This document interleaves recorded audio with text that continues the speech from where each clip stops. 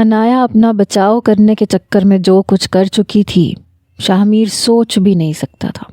ضبط سے اس کا چہرہ سرخ ہو گیا تھا۔ بہت غصے سے وہ کمرے سے باہر نکل گیا اور کمرے کا دروازہ بڑی زور سے بند کر کے گیا تھا۔ انایا بھی غصے میں تھی۔ اپنی کی گئی حرکت پر اسے ذرا بھی شرمندگی نہیں تھی۔ شاہ میر بھی غصے میں تھا۔ ایسا بھی اس نے کیا کر دیا تھا جو انایا نے ایسی حرکت کی؟ یہاں شادی کے کارڈ بٹ چکے تھے، گھر میں شادی کی تیاریوں کا شور تھا اور اس نے خلا مانگ لی تھی۔ ابھی تک دونوں گھروں میں کسی کو انایا کی حرکت کے بارے میں نہیں پتا تھا۔ پہلے تو شاہ میر نے یہی سوچا تھا کہ معاملہ آپس میں ہی رفع دفع کر لے گا، اسے پیار سے منا لے گا، لیکن اب اس نے جا کے خلا کا نوٹس انایا کے والد کے سامنے رکھا، ان کے آفس میں جا کے۔ انہوں نے جب نوٹس دیکھا تو اپنی کرسی سے کھڑے ہو کے کہنے لگے یہ سب کیا ہے؟ شاہ میر کہنے لگا یہ آپ اپنی بیٹی سے جا کے پوچھیں گے کہ یہ سب کیا ہے؟ میں کب سے اس کی حرکتوں کو برداشت کر رہا ہوں؟ یہاں شادی کے کارڈ بٹ چکے ہیں، مہمانوں کو شادی کا سندیسہ جا چکا ہے اور اب یہ میری عزت کا جنازہ نکالنا چاہتی ہے۔ اسے اپنی عزت کا تو کوئی خیال ہے نہیں، لیکن میری عزت کا تو خیال رکھنا چاہیے۔ میرے بہت سے کولیگ وکیل میری شادی پہ انوائٹڈ ہیں، اس لیے میری آپ سے درخواست ہے کہ انایا سے کہیں کہ کسی بھی قسم کا کوئی تماشا نہ لگائے۔ اگر اس نے یہ بات عدالت میں اچھالی تو یاد رکھیے گا طلاق تو میں اسے نہیں دوں گا اور خلا بھی وہ لے نہیں سکتی، لیکن رخصتی بھی نہیں کرواؤں گا۔ بڑے غصے سے یہ کہہ کے وہ جا چکا تھا۔ بڑے غصے سے انایا کے والد گھر میں داخل ہوئے، خلا کا نوٹس انایا کے سامنے پھینک کے کہنے لگے یہ کیا ہے؟ وہ نظریں چرا گئی۔ بات تو اس نے کرنی ہی تھی۔ کہنے لگی میں شاہ میر سے ڈیورس لینا چاہتی ہوں۔ اس کے والد دھاڑتے ہوئے بولے کیوں طلاق لینا چاہتی ہو؟ کیا مسئلہ ہے تمہیں؟ کہنے لگی اس لیے کہ اس کا دوسری عورتوں کے ساتھ چکر ہے۔ میں نے خود اسے ایک لڑکی کے ساتھ ہوٹل کے کمرے میں جاتے ہوئے دیکھا ہے۔ میں ایسے کسی شخص کے ساتھ شادی نہیں کر سکتی۔ جب میں بالکل فیئر ہوں تو مجھے شوہر بھی فیئر چاہیے۔ انایا کے والد کہنے لگے میں نہیں مانتا کہ وہ ایسا ہے، میں اسے بچپن سے جانتا ہوں، تمہیں کوئی غلط فہمی ہوئی ہے۔ انایا کہنے لگی آپ کو اپنی سگی بیٹی پہ اعتبار نہیں ہے، اس پہ اعتبار ہے۔ میں کہہ رہی ہوں نا، میں نے اسے خود دیکھا ہے ایک لڑکی کے ساتھ ہوٹل کے کمرے میں، اور وہ لڑکی اس کی منت سماجت کر رہی تھی کہ خدا کے لیے میرے ساتھ ایسا کچھ مت کریں، مجھے معاف کر دیں، میں آپ کی یہ قیمت نہیں چکا سکتی۔ وہ لڑکیوں کے کیس لیتا ہی اسی شرط پہ ہے تاکہ ان کے ساتھ وقت گزارے۔ ایسے مرد کے ساتھ میں کیوں شادی کر کے رخصت ہو جاؤں جو نہ جانے کتنی لڑکیوں کی بے بسی سے کھیل چکا ہے۔ ایک زناٹے دار تھپڑ تھا جو انایا کے منہ پہ پڑا تھا۔ بس کرو، بہت زبان چلنے لگی ہے تمہاری، جو جی میں آئے گا کہو گی۔ تم لوگوں کی ذرا سی کوئی لڑائی ہو گئی ہوگی جس کا تم نے اتنا بڑا تماشا بنا دیا ہے۔ انایا کو حیرت ہوئی تھی کیونکہ اس کا باپ اس کی کسی بات پر اعتبار کرنے کے لیے تیار نہیں تھا۔ اس کے والد کہنے لگے چپ چاپ بنا کسی تماشے کے رخصتی کی تیاری کرو، میں مزید کوئی بھی بات سننا نہیں چاہتا۔ میری عزت کا جنازہ نکالنے کی ضرورت نہیں ہے۔ شکر ہے کہ شاہ میر نے ابھی اپنے گھر میں بات نہیں کی، ورنہ میں تو اپنے دوست کو منہ دکھانے کے قابل نہیں رہتا۔ اور جانتی ہو اس طرح کی حرکتوں سے لڑکوں کا کچھ نہیں جاتا، لڑکیاں بدنام ہوتی ہیں، اور آج کے دور میں جس لڑکی کا نکاح ہو جائے اس کا رشتہ نہیں ملتا۔ لوگ بہت کچھ سمجھنے لگتے ہیں۔ مجھے وہ تکلیف اور ذلت مت دو جو میں برداشت نہیں کر سکتا۔ خدا کے لیے میری عزت اور اپنے شوہر کی عزت رکھ لو۔ ہاتھ جوڑتے ہوئے انایا کے والد نے اس سے کہا اور کمرے سے باہر نکل گئے۔ اس کی والدہ بھی آنسو بہاتے ہوئے کمرے سے جا چکی تھیں۔ وہ چپ چاپ کھڑی دیکھ رہی تھی۔ کتنا چالاک تھا یہ شخص، مجھے میرے والدین کے سامنے برا بنا کے خود اچھا بن گیا۔ سمجھتا کیا ہے خود کو؟ اگر میں رخصت ہو کے اس کے پاس چلی جاؤں گی تو یہ اپنی منمانی کرے گا، میں تب بھی اسے اپنی منمانی کرنے نہیں دوں گی۔ باقی کا وقت انایا نے چپ رہ کے ہی گزارا تھا۔ وہ جانتی تھی کہ کوئی بھی اس کی بات نہیں سنے گا۔ شادی کی رات بھی وہ بالکل چپ تھی۔ چپ تو شاہ میر بھی تھا۔ رخصتی بھی ہو گئی، وہ شاہ میر کے گھر رخصت ہو کر آ چکی تھی، کمرے میں بیٹھی تھی، لیکن ابھی 10 منٹ ہی ہوئے تھے کہ اس نے اپنے کپڑے تبدیل کیے اور چپ چاپ بیڈ پہ لیٹ گئی۔ 1 گھنٹے کے بعد شاہ میر کمرے میں آیا، دیکھا تو انایا سو رہی تھی۔ اسے یوں سوتا دیکھ کے اسے غصہ تو بہت آیا۔ نہ تو اس نے اپنی غلطی کی معافی مانگی تھی، نہ ہی اس کے تیور دیکھ کے لگ رہا تھا کہ اسے کوئی شرمندگی ہے۔ اس نے عنایا کو جگایا نہیں تھا بلکہ چپ چاپ کپڑے تبدیل کر کے صوفے پہ لیٹ گیا۔ اگر کارڈ نہ بٹے ہوتے اور اسے اپنی عزت کا پاس نہ ہوتا تو رخصتی ہی نہ کرتا۔ پہلے اس لڑکی کی عقل کو ٹھکانے لگاتا جو پتہ نہیں اس کے بارے میں کیا کیا بدگمانیاں اپنے دل اور دماغ میں بٹھائے بیٹھی تھی۔ بار بار تو وضاحتیں دے نہیں سکتا تھا، اس کے کام کی نوعیت ایسی تھی اور یوں بات بات پہ شک کرنا عنایا کو زیب نہیں دیتا تھا، کیونکہ وہ اس کی فیلڈ کو اچھی طرح سے جانتی تھی۔ چاہتی تو اس سے آرام سے بھی پوچھ سکتی تھی اور وہ اسے ہر بات بتا دیتا، لیکن نہیں، اس نے تو سیدھا اس پہ الزام لگا دیا، خلا کا نوٹس بھیج دیا۔ دوسری جانب عنایا سونے کا ناٹک کر رہی تھی، کنکھیوں سے دیکھ رہی تھی کہ شامیر اسے کیا کہتا ہے، لیکن اس نے کچھ نہیں کہا، چپ چاپ صوفے پہ لیٹ کے کروٹ بدل کے سو چکا تھا۔ کچھ دیر بعد عنایا بھی سو گئی۔ صبح اٹھی تو شامیر کمرے میں نہیں تھا۔ وہ اٹھ کے تیار ہو کے باہر آئی، سب کے ساتھ ناشتہ کرنے لگی، لیکن پتہ چلا کہ شامیر اپنے دوستوں کے ساتھ کہیں گیا ہے۔ عنایا کو لگا کہ شامیر نے اسے پا کے اپنی انا کو تسکین دی ہے، ورنہ اس سے کوئی بھی غرض نہیں ہے، نہ محبت ہے۔ محبت ہوتی تو رات کو اسے اٹھاتا، اسے بتاتا کہ یہ سچ نہیں ہے، یا اسے سچ بتانے کی کوشش کرتا، لیکن کیا سچ بتاتا؟ جو سچ تھا وہ میں اپنے کانوں سے سن چکی تھی، اور اس شخص کو اپنے کیے پہ کوئی بھی افسوس نہیں تھا، نہ کوئی دکھ تھا۔ شاید ایسے کاموں کا وہ عادی تھا، اس لیے عنایا کو وضاحت دینے کی ضرورت بھی نہیں محسوس کی۔ عنایا سوچنے لگی کہ ظاہر سی بات ہے، جب اپنی ضروریات دوسری لڑکیوں کو مجبور کر کے پوری کر لیتا ہے تو بیوی کہاں سے یاد آئے گی؟ بیوی کی خواہش تو اسے ہوتی ہے جس نے اپنی ہر ضرورت اور خواہش بیوی سے پوری کرنی ہو۔ بدگمانی تھی کہ ختم ہونے کا نام نہیں لے رہی تھی۔ ریحانہ بیگم نے اسے ولیمے کا جوڑا دیا، کہنے لگیں کہ یہ پہن لو، کچھ دیر میں بیوٹیشن آ کے تمہیں تیار کر دے گی۔ ولیمے پہ بھی وہ بہت پیاری لگ رہی تھی، لیکن شاہمیر نے اسے نظر بھر کے بھی نہیں دیکھا تھا کہ محترمہ کا موڈ بہت خراب ہے، اس لیے دیکھنے کا کیا فائدہ تھا۔ کمرے میں جاتے ہی وہ کپڑے تبدیل کر لیتی، اور ایسے ہی ہوا تھا۔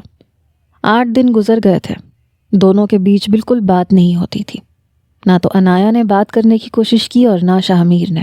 سب کے سامنے وہ یوں ظاہر کرتا تھا جیسے سب کچھ ٹھیک ہے۔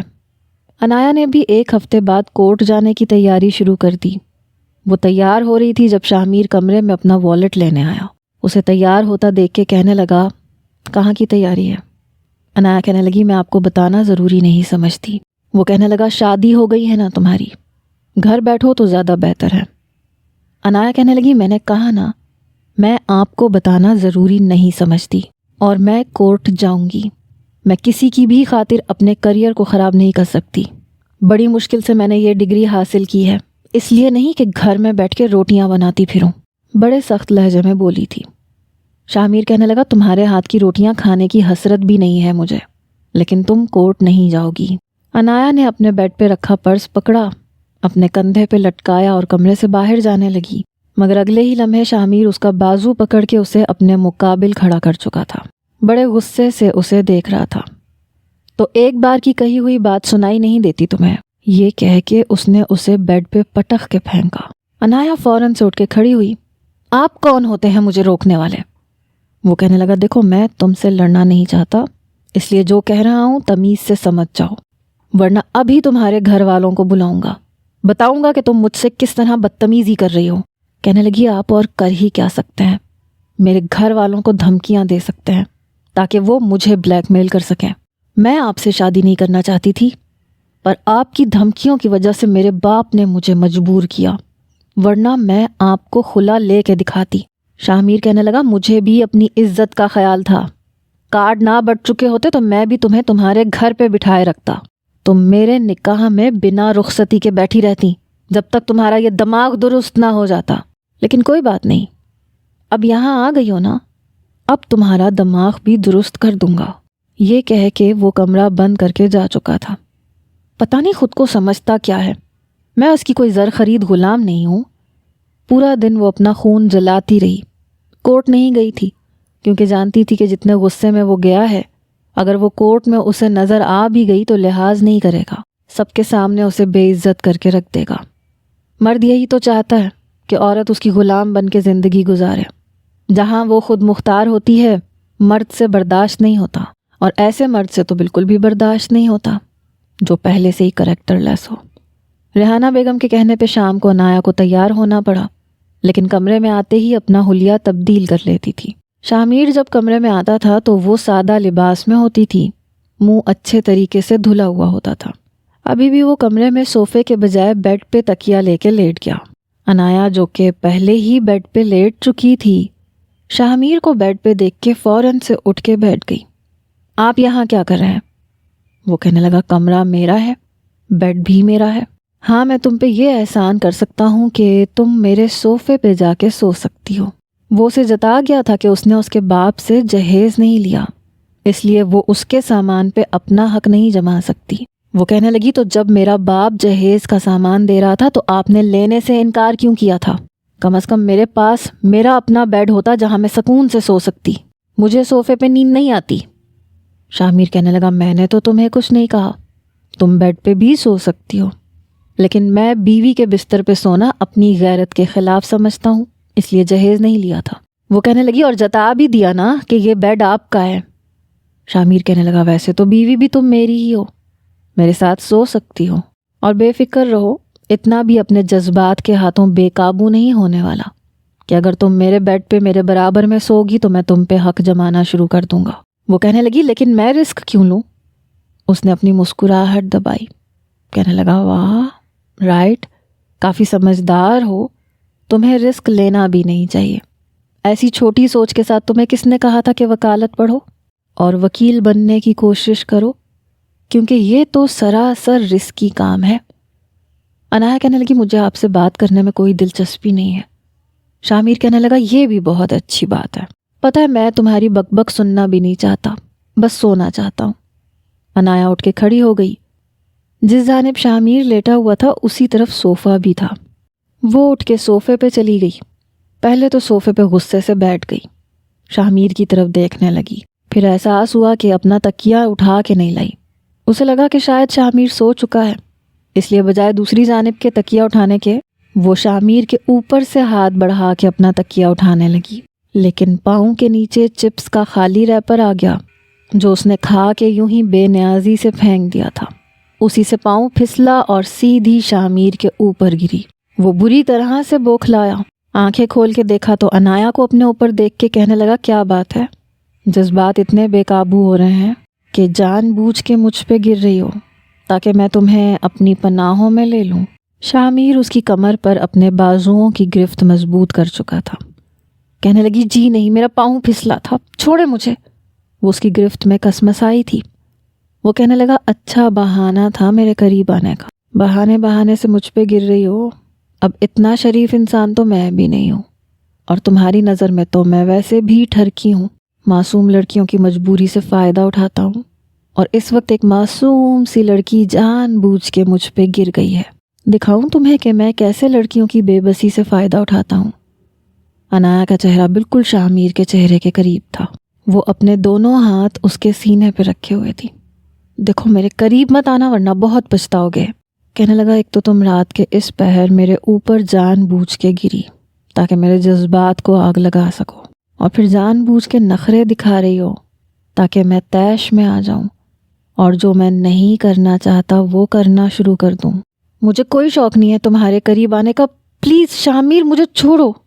ایک ٹھرکی مرد سے تم شرافت کی امید کیسے رکھ سکتی ہو جب میں نے دوسری لڑکیوں کو کبھی نہیں بخشا جن سے میرا کوئی رشتہ ہی نہیں تھا، تو تم تو پھر میری بیوی ہو۔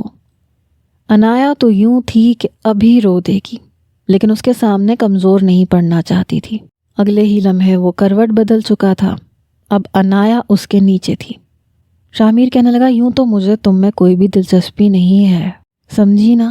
نہ ہی تم اتنی زیادہ خوبصورت ہو کہ میں تمہاری خوبصورتی اور حسن میں کھو جاؤں۔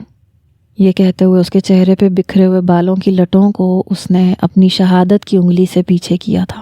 جب میں اتنی بری لگتی ہوں تو کیوں میرے قریب آئے ہو، ہٹو پیچھے۔ عنایا کی آواز یوں تھی کہ بس ابھی رو دے گی۔ شامیر اسی کو دیکھ رہا تھا، کتنی اکڑ تھی اس لڑکی میں۔ کہنے لگا کیا ہے نا، رات کے اس پہر مجھے لڑکی کی طلب ہوتی ہے اور پھر تم خود پکے ہوئے پھل کی طرح میرے اوپر آ گری، تمہیں چکھے بغیر تو چھوڑوں گا نہیں۔ اس کے دونوں ہاتھوں کو وہ بیڈ سے پن اپ کر چکا تھا اور اس کے ہونٹوں پہ جھک چکا تھا۔ اپنے آپ کو سیراب کیے بغیر اس نے اس کے ہونٹوں کو نہیں چھوڑا تھا، اور عنایا کے آنسو مسلسل بہہ رہے تھے کیونکہ بالکل بے بس تھی، مزاحمت چاہ کے بھی نہیں کر پا رہی تھی۔ وہ اپنی من مانی کر کے ہی پیچھے ہٹا تھا۔ عنایا کو جیسے ہی آزادی ملی فوراً سے اٹھ کے بیڈ سے کھڑی ہو گئی۔ میں تمہیں چھوڑوں گی نہیں، آئی ہیٹ یو۔ وہ کہنے لگا می ٹو، آئندہ میرے اوپر گرنے سے پہلے 100 بار سوچنا۔ جو حشر اس کے ہونٹوں کا کر چکا تھا، جتنا غصہ اپنا نکال چکا تھا، اس کا دل چاہا کہ سر پھاڑ کے رکھ دے۔ بنا تکیے کے صوفے پہ لیٹ گئی، پچھتا رہی تھی کہ نہ وہ تکیہ لینے کے لیے آگے بڑھتی، نہ اپنے ہی کھائے ہوئے چپس کے گرے ہوئے ریپر پہ پھسل کے گرتی۔ اسے غصہ آیا تھا۔ کچھ دیر اپنے ہونٹوں کو سہلاتی رہی جن پر اس سنگ دل نے بہت گہری چھاپ چھوڑی تھی، ساتھ میں آنسو بہاتی رہی۔ شاہ سو چکا تھا۔ صبح جب اس کی آنکھ کھلی تو پہلی نظر صوفے پر سوئی ہوئی عنایا پر پڑی۔ عنایا کی متورم آنکھیں اور سوجے ہوئے ہونٹ دیکھ کر اپنی غلطی کا احساس شدت سے ہوا۔ وہ ایسا نہیں چاہتا تھا، لیکن اس کی گزشتہ باتیں اور رویے نے رات کو اتنا غصہ دلایا کہ اپنا سارا غصہ اس نے اس کے ہونٹوں پہ ہی نکالا تھا۔ جی چاہا کہ اسے گود میں بھر کے بیڈ پہ لٹا دے اور اسے بتائے کہ پیار کیا ہوتا ہے اور کیسے کیا جاتا ہے، لیکن جانتا تھا کہ اس وقت تو وہ بھی بپھری ہوئی شیرنی کی طرح سے ریئیکٹ کرے گی، اس لیے اٹھ کے تیار ہو گیا۔ تب تک عنایا کمرے سے باہر جا چکی تھی۔ ناشتہ اسے شاہ کو بنا کر دینا ہی پڑتا تھا، اور ریحانہ بیگم کے ساتھ وہ کچن کا کام بھی کرنے لگی تھی، لیکن رات کو کمرے میں نہیں گئی۔ اندر ہی اندر یہ خوف کھائے جا رہا تھا کہ کہیں شاہ کی گستاخیاں بڑھنے نہ لگ جائیں اور وہ اس کی بے بسی کا فائدہ ہی نہ اٹھا لے۔ جانتی تھی کہ رات کو ریحانہ بیگم کچن میں دودھ گرم کرنے ضرور آتی ہیں، کیونکہ وہ دوا دودھ کے ساتھ ہی کھاتی تھیں، اس لیے کچن میں بیٹھنا مناسب نہیں تھا۔ اور نیچے کے پورشن میں بس 4 ہی کمرے تھے، ایک اس کے ساس سسر کا، ایک اس کا، ایک گیسٹ روم جو زیادہ تر لاک رہتا تھا، اور ایک ڈرائنگ روم تھا، وہاں بھی جا کر نہیں سو سکتی تھی، اور اوپر کا پورشن بالکل خالی تھا، اس لیے اوپر جانے کی تو بالکل بھی ہمت نہیں ہوئی۔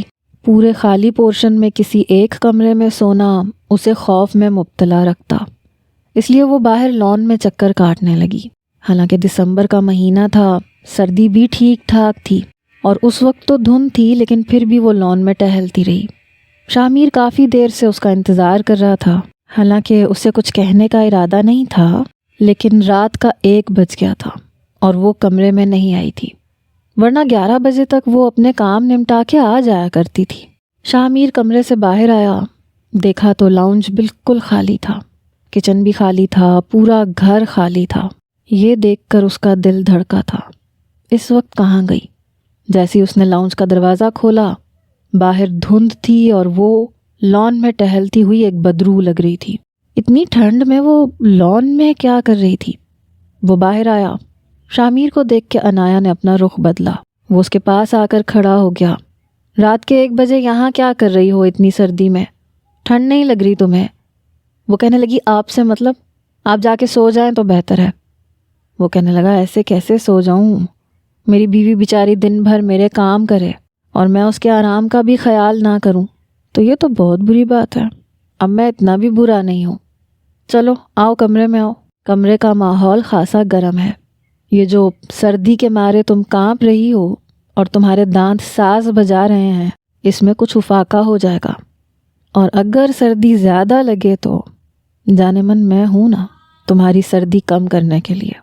وہ جان بوجھ کے اسے تنگ کرنے لگا، جان چکا تھا کہ وہ اسی کی وجہ سے کمرے میں نہیں آ رہی۔ پھر اس کی اڑی ہوئی رنگت دیکھی جو پل میں اس کی باتوں سے اڑی تھی۔ جی نہیں، مجھے نہیں آنا اندر، مجھے نیند نہیں آ رہی۔ وہ کہنے لگا کچھ نہیں کہتا تمہیں میں، چلو اندر۔ یہ کہہ کے اس کی کلائی پکڑ کے وہ اسے اندر کمرے میں لے آیا، اپنا تکیہ صوفے پہ رکھا، اپنا کمبل بھی صوفے پہ رکھا، کہنے لگا بیڈ پہ آرام سے سو جاؤ۔ وہ کہنے لگی مجھے آپ پہ بھروسہ نہیں ہے، آپ رات کو اٹھ کے بیڈ پہ بھی لیٹ سکتے ہیں۔ کہنے لگا ہاں بالکل لیٹ سکتا ہوں، لیکن آج میرا موڈ نہیں ہے، اور جس دن موڈ ہوگا اس دن میں تمہارے سامنے یہاں تکیہ رکھوں گا اور تمہارے ساتھ لیٹ بھی جاؤں گا۔ اس کے لیے مجھے تمہارے سونے کا انتظار کرنے کی ضرورت نہیں ہے۔ یہ کہہ کے وہ آنکھیں بند کر چکا تھا۔ جب تک عنایا کو یہ تسلی نہیں ہو گئی کہ وہ واقعی سو چکا ہے، وہ سوئی نہیں تھی۔ چند روز یوں ہی گزر گئے۔ ایک بار ریحانہ بیگم کہنے لگیں کہ شام کو تیار رہنا، ہمیں شادی کے ایک ایونٹ میں جانا ہے۔ اکثر وہ ریحانہ بیگم کے ساتھ شاپنگ پہ بھی چلی جاتی تھی، اس لیے رات کو تیار ہو گئی۔ لیکن جیسے ہی شاہمیر واپس آیا اور آتے ہی تیار ہو کے عنایا سے کہنے لگا چلو چلیں، تو وہ کچھ حیران ہوئی کیونکہ ریحانہ بیگم تیار نہیں تھی۔ وہ ریحانہ بیگم کے پاس ہی بیٹھی باتیں کر رہی تھی۔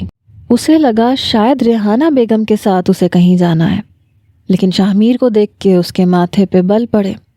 وہ صبح ہی اپنی ماں سے کہہ چکا تھا کہ اپنی بہو سے کہیے گا تیار رہے، میرے ایک دوست کی شادی ہے اور ہم دونوں کو انوائٹ کیا ہے، کیونکہ وہ جانتا تھا کہ اگر یہ بات وہ خود عنایا سے کہے گا تو وہ کبھی بھی تیار نہیں ہوگی، صاف انکار کر دے گی۔ لیکن اب ریحانہ بیگم کے سامنے یوں تیار ہو کر انکار کرنا مشکل لگ رہا تھا۔ اگر پہلے سے پتہ ہوتا تو کوئی نہ کوئی بہانہ بنا دیتی۔ مجبوراً اسے اٹھ کے کھڑے ہونا پڑا۔ اس سے پہلے کہ وہ کھڑی ہو کے لاؤنج سے باہر جاتی، شاہمیر اس کا ہاتھ پکڑ چکا تھا۔ اپنی والدہ کو خدا حافظ کہہ کے جیسے ہی وہ لاؤنج سے باہر آیا، وہ کہنے لگی ہاتھ چھوڑے میرا۔ وہ کہنے لگا ہاتھ چھوڑنے کے لیے تھوڑی نہ پکڑا جاتا ہے، بلکہ ساتھ چلنے کے لیے پکڑا جاتا ہے۔ عنایا کو یوں تیار شیار دیکھ کے شاہمیر کا نظریں ہٹانا مشکل ہو رہا تھا۔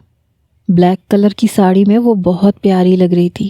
وہ چاہتا تھا کہ آج اس کی ساری بدگمانیاں ختم کر دے۔ اسے گاڑی تک لا کر اس نے فرنٹ ڈور خود کھولا۔ وہ چپ چاپ بیٹھ گئی۔ پھر وہ ڈرائیونگ سیٹ سنبھال چکا تھا۔ چوکیدار نے دروازہ کھولا۔ وہ گاڑی باہر نکال کے مین روڈ پہ لا چکا تھا۔ عنایا کہنے لگی مجھے آپ کے ساتھ کہیں نہیں جانا تھا۔ وہ کہنے لگا ہاں مجھے پتہ ہے، تبھی میں نے خود تمہیں نہیں کہا، ورنہ تم مجھے انکار کر دیتی۔ اس لیے میں نے امی سے کہا تھا کہ میری پیاری سی بیگم میری امی کی بات نہیں ٹالے گی، بہت فرما بردار بہو ہے۔ وہ اسی کی طرف دیکھ کر کہہ رہا تھا۔ عنایا نے کھڑکی سے باہر دیکھنا شروع کر دیا۔ شاہمیر کہنے لگا بہت پیاری لگ رہی ہو، اور تمہیں پتہ ہے بلیک کلر تو ویسے بھی میری کمزوری ہے، اور اس پہ ساڑی، آج تو قابو میں رہنا مشکل لگ رہا ہے۔ شاہمیر دوری کو ختم کرنا چاہتا تھا، لیکن محبت سے۔ عنایا نے اپنا رخ بدل لیا۔ شاہمیر کے دوست کی شادی پر سب نے ہی ان دونوں کی تعریف کی تھی، اور زبردستی اسے اپنے پہلو سے لگا کے شاہمیر نے تصویر بنوائی تھی۔ واپس گھر آتے ہی عنایا فوراً سے کمرے میں چلی گئی۔ شاہمیر جانتا تھا کہ اگر وہ ذرا بھی دیر سے کمرے میں گیا تو محترمہ کپڑے چینج کر لیں گی، اس لیے فوراً سے وہ بھی کمرے میں جا چکا تھا۔ تب تک عنایا الماری سے اپنا سادہ سا جوڑا نکال چکی تھی۔ اس سے پہلے کہ وہ واش روم میں جاتی اور کپڑے تبدیل کرتی، شاہمیر اسے بازو سے پکڑ چکا تھا۔ نہیں، آج نہیں عنایا، بہت ہو چکا۔ یوں تو مجھے اپنے کردار کی وضاحتیں دینے کی عادت نہیں ہے، لیکن پھر بھی اگر وضاحت دینے سے تمہاری بدگمانیاں دور ہوتی ہیں تو میں تمہیں صاف صاف بتا دیتا ہوں کہ میں صرف تم سے محبت کرتا ہوں، اور میری زندگی میں تمہارے علاوہ کوئی لڑکی نہیں ہے۔ نہ ہی میں نے کبھی کسی لڑکی کے ساتھ کچھ بھی غلط کیا ہے کہ مجھے پچھتانا پڑے یا پھر مجھے خدا کے کٹہرے میں جواب دینا پڑے۔ اس سے بڑی وضاحت میں تمہیں اور نہیں دے سکتا، اور نہ ہی میں اب تم سے دور رہ سکتا ہوں۔ عنایا مسلسل اپنا بازو چھڑوانے کی کوشش کر رہی تھی، مگر شاہمیر کی گرفت بہت مضبوط تھی۔ کہنے لگی میرا ہاتھ چھوڑیں، میں نے خود دیکھا ہے آپ کو، مجھے آپ کے کسی جھوٹ پہ بھروسہ نہیں۔ وہ کہنے لگا ایسا بھی کیا کرتے دیکھ لیا تم نے، بتاؤ مجھے، میں کلیئر کر دیتا ہوں۔ وہ کہنے لگی مجھے نہیں چاہیے آپ کی وضاحت، میرا ہاتھ چھوڑیں شاہمیر۔ شاہمیر بھی تنگ آ چکا تھا۔ کہنے لگا تم کیوں چاہتی ہو کہ میں تم سے زبردستی اپنا حق وصول کروں؟ دیکھو میں ایسا نہیں چاہتا، لیکن میں اب تم سے دور بھی نہیں رہ سکتا۔ مجھے نہیں پتا کہ تم نے کون سی بدگمانی اپنے دماغ میں پال رکھی ہے جسے تم دور بھی نہیں کرنا چاہتی۔ اس بار وہ غصے سے اسے دیکھتے ہوئے کہہ رہا تھا، لیکن وہ مسلسل اپنا بازو شاہمیر کی گرفت سے آزاد کروانے کی کوشش کر رہی تھی۔ تم جیسے ہوس شدہ مرد کی ہوس کا نشانہ میں کبھی نہیں بنوں گی۔ شاہمیر کا دل چاہا کہ ایک زوردار تھپڑ اس کے منہ پہ دے مارے۔ کہنے لگا جس لڑکی سے ہوس پوری کرنی ہو نا، اس سے نکاح نہیں کیا جاتا، اور تمہارے ساتھ کچھ بھی کرنا میرے لیے بالکل جائز ہے، یہاں تک کہ تھوڑی سی زبردستی کرنا بھی جائز ہے۔ میں ایسا چاہتا نہیں ہوں، لیکن تم مجھے مجبور کر رہی ہو۔ تمہیں میرا ذرا بھی احساس نہیں ہے۔ عنایا کہنے لگی مجھے چھوڑیں، لیکن وہ اسے بیڈ پہ گرا چکا تھا اور خود بھی اس کے اوپر گر چکا تھا۔ اس کی ساڑی کا پلو ہٹاتا اپنی منمانیاں شروع کر چکا تھا۔ عنایا اپنا بچاؤ کر رہی تھی، بار بار اسے پیچھے دھکا دے رہی تھی۔ تبھی شامیر کے موبائل پہ کال آنے لگی۔ وہ جی بھر کے زچ ہوا۔ شٹ کہہ کے وہ پیچھے ہٹا۔ عنایا فوراً سے اپنی ساڑی درست کر کے کھڑی ہو گئی۔ جب تک شامیر نے اپنا فون اٹھایا وہ اپنے کپڑے لے کے واش روم میں جا چکی تھی۔ شامیر نے فون اٹھایا تو وہی لڑکی تھی جو پچھلے 1 مہینے سے اسے پریشان کر رہی تھی۔ آپ سمجھتے کیوں نہیں ہیں؟ میں بہت محبت کرتی ہوں آپ سے، بس آپ ایک بار مجھے اپنا لیں، میں آپ کو خوش کر دوں گی۔ شامیر کہنے لگا اوہ یو شٹ اپ، اب اگر دوبارہ مجھے فون کرنے کی کوشش کی تو یاد رکھنا بہت پچھتاؤ گی، تمہیں کسی بھی کیس میں پھنسوا کے رکھ دوں گا۔ اسی وقت عنایا واش روم سے باہر آئی۔ اسے فون پہ بات کرتے دیکھ کے ماتھے پہ بل پڑے۔ رات کے اس پہر کس کا فون آیا تھا جسے وہ ڈانٹ پلا رہا تھا؟ کیا کر لو گی تم؟ تمہیں پتہ ہے کہ میں کون ہوں اور میں تمہارا کیا بگاڑ سکتا ہوں؟ دیکھو میں لڑکیوں سے بدتمیزی کرنے کے حق میں بالکل نہیں ہوں، اس لیے مجھے مجبور نہ کرو۔ اور تم مجھے دھمکی دے رہی ہو شامیر کو؟ ٹھیک ہے جاؤ، جو میرا بگاڑ سکتی ہو بگاڑ لو، لیکن جو کچھ میں تمہارے ساتھ کروں گا تم بھی یاد رکھو گی۔ یہ کہہ کے شامیر نے فون بند کر دیا۔ عنایا کو لگا کہ شاید وہ پھر کسی لڑکی کو دھمکی دے رہا ہے، اب پھر کسی لڑکی کی زندگی برباد کرے گا۔ کہنے لگی مجھے آپ کے کردار کی وضاحت مل چکی ہے۔ شامیر پہلے ہی غصے میں تھا کیونکہ اس لڑکی نے پچھلے 1 ماہ سے اسے بے حد پریشان کر رکھا تھا۔ وہ اسے پیار سے ڈانٹ کے ہر طریقے سے سمجھا چکا تھا، پر وہ پیچھے ہٹنے کو تیار ہی نہیں تھی، اور اب یہ عنایا کی بات پہ تو جیسے اسے آگ لگی۔ کہنے لگا ہاں ٹھیک ہے، ہوں میں کریکٹر لیس، تمہیں جو سمجھنا ہے سمجھو۔ یہ کہہ کے وہ اپنا کمبل اور تکیہ اٹھا کے صوفے پہ لیٹ گیا۔ اس وقت وہ اس سے بحث نہیں کرنا چاہتا تھا، مگر 2 دن کے بعد پتہ چلا کہ شامیر ایک لڑکی سے ہوٹل کے کمرے میں ایک ساتھ ملا، اور وہ لڑکی رو رہی تھی، اس پہ بدکاری کا الزام لگا رہی تھی۔ پولیس شامیر کو پکڑ چکی تھی۔ یہ خبر جب گھر تک پہنچی تو ریحانہ بیگم کا رو رو کے برا حال تھا۔ کہنے لگی میرا بیٹا ایسا نہیں ہو سکتا، اور عنایا کو لگ رہا تھا کہ وہ ایسا ہی ہے۔ ریحانہ بیگم رو رہی تھیں۔ شامیر کے والد جنید صاحب بہت پریشان تھے، یہاں تک کہ عنایا کے والدین بھی آ گئے۔ کوئی بھی شامیر کی بات سننے کو تیار نہیں تھا۔ وہ لڑکی روئے جا رہی تھی، کہہ رہی تھی کہ انہوں نے میرے ساتھ گناہ کیا ہے، بدلے میں یہ مجھ سے نکاح کریں۔ شامیر کہنے لگا کہ مجھے جو چاہے سزا دے دیں، اس لڑکی سے نکاح میں کبھی بھی نہیں کروں گا، کیونکہ یہ جھوٹ بول رہی ہے، میں نے اس کے ساتھ ایسا کچھ بھی نہیں کیا۔ ویسے بھی کورٹ میں بہت سے وکیل شامیر سے جیلس تھے، اس لیے اس کا کیس لینے کو کوئی بھی تیار نہ تھا۔ عنایا کا یوں تو اس بات پہ یقین تھا کہ شامیر نے ہی کچھ غلط کیا ہوگا، لیکن پھر بھی ریحانہ بیگم کو روتا دیکھ کے اسے بھی تکلیف ہو رہی تھی۔ جنید صاحب بھی پریشان تھے کیونکہ کوئی بھی شامیر کا کیس لینے کو تیار نہیں تھا۔ ایک بار باہر کی ڈور بیل بجی اور رابعہ اندر آئی۔ رابعہ کو دیکھ کر عنایا کے ماتھے پہ بل پڑے۔ کہنے لگی تم یہاں پہ؟ وہ کہنے لگی مجھے آپ سے کچھ کہنا ہے۔ وہ کہنے لگی مجھ سے کیا کہنا ہے؟ تمہیں تو خوش ہو جانا چاہیے، تمہارے مجرم کو سزا مل رہی ہے۔ یہ سن کے رابعہ حیران ہوئی، کہنے لگی میں سمجھی نہیں۔ عنایا کہنے لگی تمہارے ساتھ بھی تو شامیر نے وہی کچھ کیا تھا نا جو اس لڑکی کے ساتھ کیا ہے۔ یہ الگ بات ہے کہ تمہاری بات چھپ گئی اور اس لڑکی کی بات پھیل گئی۔ رابعہ کہنے لگی یہ آپ کیا کہہ رہی ہیں؟ ایسا کچھ بھی نہیں ہوا تھا۔ وہ کہنے لگی میں نے خود ہوٹل کے کمرے میں تمہیں منت سماجت کرتے ہوئے سنا تھا، اور اس کے بعد وہ تمہارا کیس جیت گیا تھا۔ میں اچھے طریقے سے جان سکتی ہوں کہ تم نے کون سی فیس بھری تھی۔ وہ کہنے لگی آپ کتنا غلط سوچتی ہیں ان کے بارے میں، انہوں نے میری بہت مدد کی تھی۔ ایکچولی میرا باس مجھے بہت پریشان کرتا تھا، مجھ سے غلط باتوں کی ڈیمانڈ کرتا تھا، اور میری مجبوری یہ تھی کہ میں اس سے ادھار پیسے لے چکی تھی۔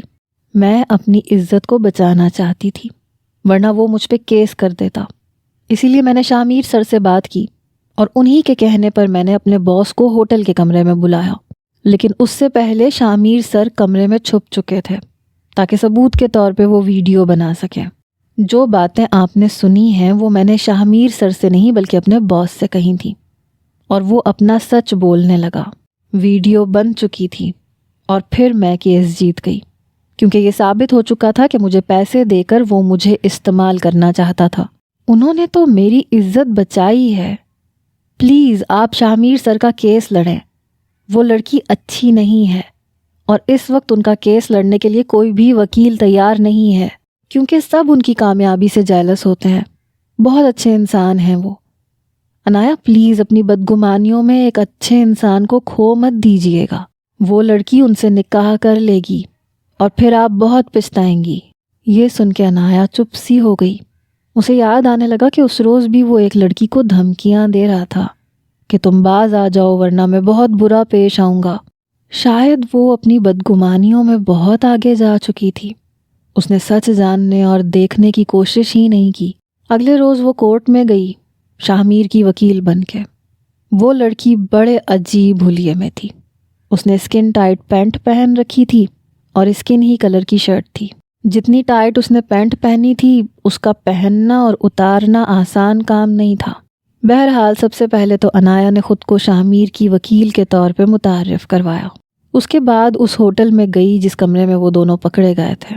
اس نے جب وہاں کی ویڈیو فوٹیج نکالی تو شاہمیر فون پہ بات کرتا ہوا کمرے میں گیا تھا، اور ٹھیک 15 منٹ کے بعد وہ لڑکی کمرے سے باہر آئی اور رونا پیٹنا مچا دیا کہ مجھے وکیل صاحب نے برباد کیا ہے۔ جن کپڑوں میں وہ باہر آئی تھی وہ بہت ٹائٹ تھے، بہت ٹائٹ جینز کی پینٹ تھی اور ویسی ہی شرٹ بھی تھی۔ انایا نے شاہمیر سے کوئی سوال نہیں کیا، جانتی تھی کہ وہ جواب بھی نہیں دے گا۔ پہلی پیشی پر اپنی وکیل کے طور پہ انایا کو دیکھ کے شاہمیر کو حیرت ہوئی تھی۔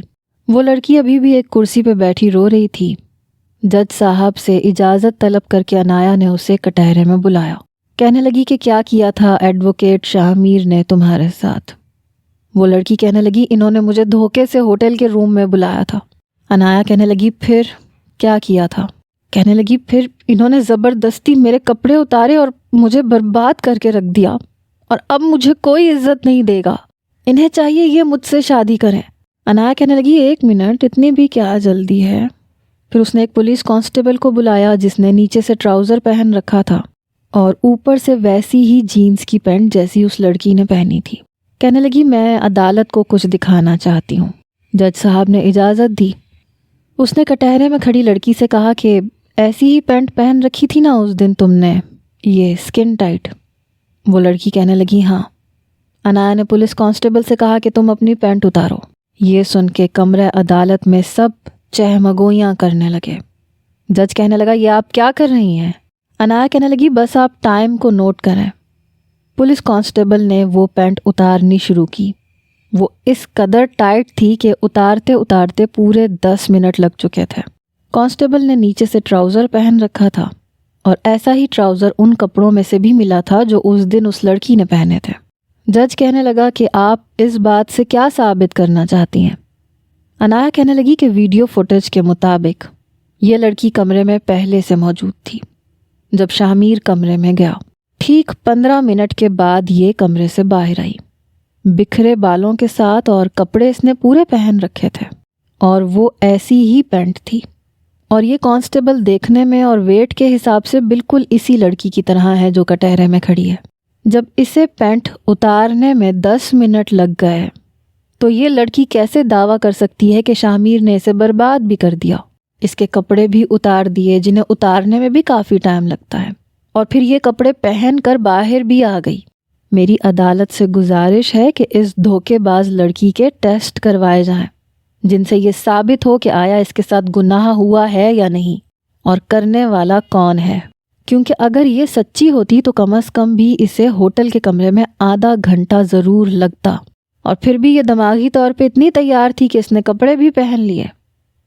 یہ سن کے عدالت نے اس لڑکی کو حراست میں لے لیا، اس کے ٹیسٹ خود کروائے، اور نتیجہ سامنے تھا۔ شاہمیر نے اسے کچھ نہیں کہا، نہ اس کے ساتھ کچھ کیا تھا۔ وہ باعزت بری ہو چکا تھا اور وہ لڑکی گرفتار ہو چکی تھی۔ یہ پہلا ایسا کیس تھا جس میں انایا نے کسی کی بھی مدد نہیں لی تھی۔ شاہمیر اسے ہی دیکھ رہا تھا۔ ریحانہ بیگم، زبیدہ بیگم، جنید صاحب سبھی شاہمیر سے ملنے لگے، لیکن اس کی نظریں عنایا کی طرف تھیں جو کمرہ عدالت سے باہر نکل چکی تھی۔ جب شامیر گھر پہ آیا تو اس کے لیے کھانا بنا چکی تھی۔ کھانا کھانے کے بعد وہ کمرے میں چلا گیا۔ وہ حیران تھا کہ اس نے اسے بے قصور ثابت کیوں کیا، وہ تو ویسے بھی اس سے بڑی بدگمان تھی۔ جب عنایا کمرے میں آئی تو فوراً سے کھڑا ہو گیا۔ کہنے لگا تم نے میرا کیس کیوں لیا؟ کہنے لگی ظاہر سی بات ہے آپ میرے شوہر ہیں، اب میں کسی اور کو اتنی اجازت تھوڑی دوں گی کہ میرے شوہر پہ الزام لگائے یا اس کے بارے میں کچھ بھی برا بھلا کہے، یہ حق صرف میرا ہے۔ شامیر کہنے لگا میں تمہیں سمجھ نہیں پا رہا۔ وہ کہنے لگی سمجھنے کی ضرورت بھی نہیں ہے، مجھے پتہ چل گیا ہے کہ رابعہ کو آپ نے کس طرح بچایا تھا، بس میں نے آدھی ادھوری باتیں سنی تھی اور آپ کو غلط سمجھ بیٹھی، لیکن اس نے مجھے سچ بتا دیا ہے، اس لیے آپ کا کیس کوئی نہیں لڑ رہا تھا تو مجھے لڑنا پڑا۔ کیونکہ یہ کہہ کے وہ چپ ہو گئی۔ شامیر کہنے لگا کیونکہ کیا؟ کہنے لگی کیونکہ آپ ایک اچھے انسان ہیں اور مجھے بھی اچھے لگتے ہیں۔ وہ کہنے لگا اور تمہیں میں تب اچھا لگا جب رابعہ نے سچ بتا دیا، اگر وہ نہ بتاتی تو تم تو مجھے جیل میں ہی بند رکھتی۔ کہنے لگی ایسی بھی کوئی بات نہیں ہے، رابعہ نے سچ بتایا تھا لیکن اس سے پہلے بھی میں سوچ چکی تھی کہ آپ کو جیل میں بند نہیں رہنے دوں گی کیونکہ آپ کی عزت میری عزت ہے۔ شامیر نے اس کا بازو پکڑ کے اسے اپنے ساتھ لگایا۔ یعنی جتنا بیوقوف میں تمہیں سمجھتا ہوں اتنی تم ہو نہیں عنایا۔ اس کی بات پہ عنایا کو غصہ آیا تھا، کہنے لگی شامیر، لیکن وہ اسے اپنے ساتھ لگا چکا تھا۔ تو ریڈرز اب یہ مت کہیے گا کہ اسٹوری رومانٹک نہیں تھی۔ اللہ حافظ۔